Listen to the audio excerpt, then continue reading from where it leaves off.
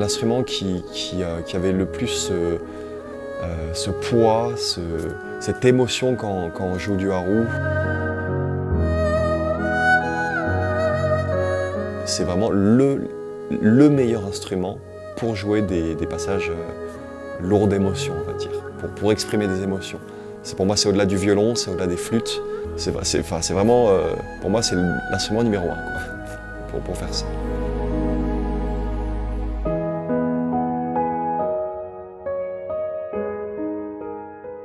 Je suis Elliot Tordo, musicien français, spécialiste du haroun. Je suis aussi producteur et ingé son, spécialisé dans la musique orchestrale. Alors le haroun, ma rencontre avec le haroun, ça s'est fait au fil des années, mais la décision de jouer du haroun, ça s'est vraiment fait sur un coup de tête, un coup de folie.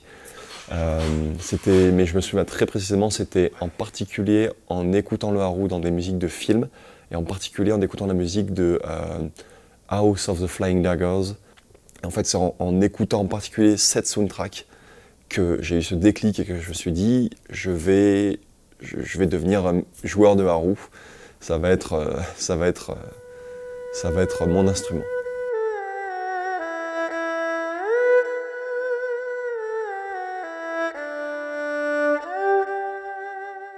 J'ai commencé petit, j'ai dû faire un peu de piano avant mes 10 ans. Après, j'ai complètement arrêté et j'ai repris de manière très intense quand j'avais à peu près 17 ans. Donc d'abord avec le piano, puis avec la production musicale. D'abord j'étais pianiste, après je suis devenu ingénieur du son. Et finalement, je suis arrivé au haroun quand j'avais, il me semble que c'était quand j'avais 20 ans. Moi en gros je suis un musicien qui n'a pas été formé en école de musique. Je reprends la musique et j'ai ce coup de tête d'apprendre le haroun. Et en fait, 3 ans plus tard, déjà c'est un instrument qui me passionne. Et en plus c'est un instrument qui passionne des milliers de gens qui me suivent sur Internet. C'est quelque chose qui... Toute cette aventure avec le haroun, c'est quelque chose qui est que basé sur sur des coups de tête, sur des décisions prises presque de manière intuitive. C'est pas du tout réfléchi et en fait, c'est une aventure qui du coup maintenant m'a mené jusqu'en Chine, qui me définit en tant qu'artiste, qui me définit en tant que professionnel. Donc c'est effectivement, même si je ne crois pas au destin, effectivement aujourd'hui, je le dis, ma vie est liée à cet instrument.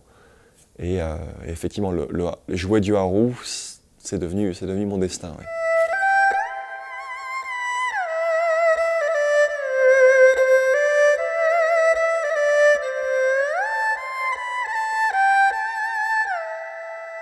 Film et une soundtrack que j'écoute en boucle qui m'a vraiment impressionné, c'est celle de Big Fish et Begonia. Donc on a fait une cover là récemment sur ma chaîne. Ouais, c'est typiquement le genre de musique que j'aime, quoi. C'est très cinématique. Quand on écoute ce genre de musique-là, on est obligé de voyager. Il y a toujours de l'orchestre, il y a toujours des effets cinématiques. Et puis le film d'animation aussi m'a vachement plu.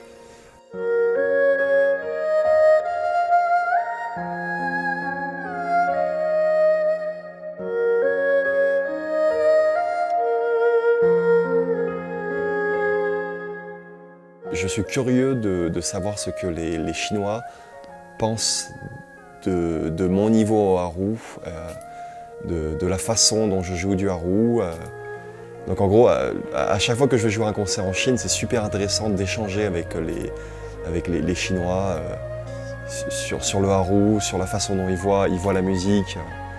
C'est toujours c'est quelque chose qui m'intéresse beaucoup, quoi.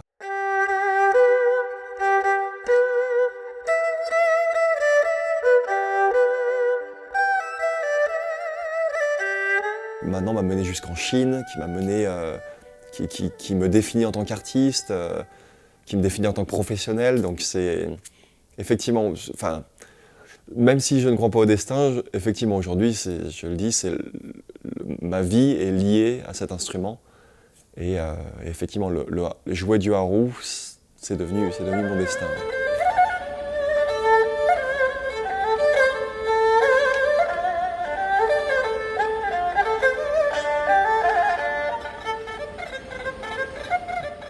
Mon expérience d'apprentissage la plus impressionnante, alors ça va être étonnant, mais ça s'est passé il y a quelques mois, quand j'étais en Chine, et quand j'ai rencontré ce grand maître du Haru qui a joué pour moi, devant moi, en gros, sur mon propre instrument. J'ai appris plus en 5 minutes à le regarder jouer qu'en 7 ans par moi-même, quoi.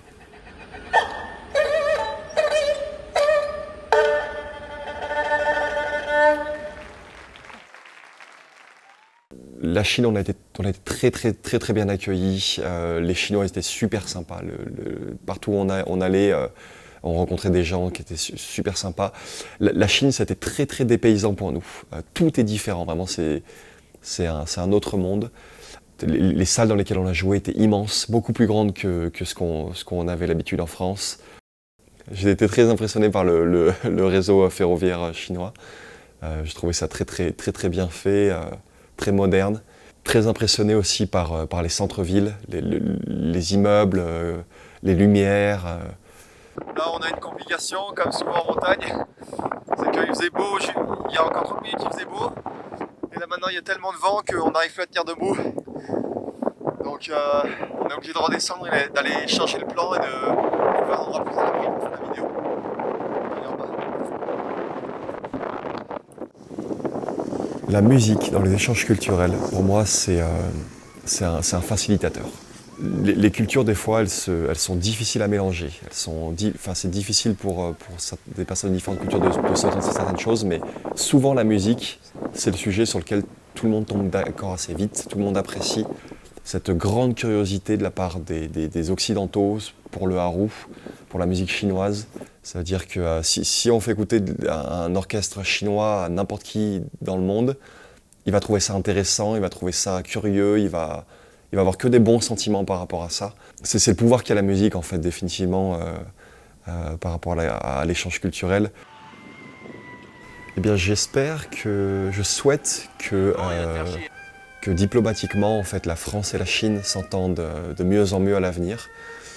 J'ai vu que récemment, il y a eu des gestes faits par la Chine et par la France pour se rapprocher diplomatiquement.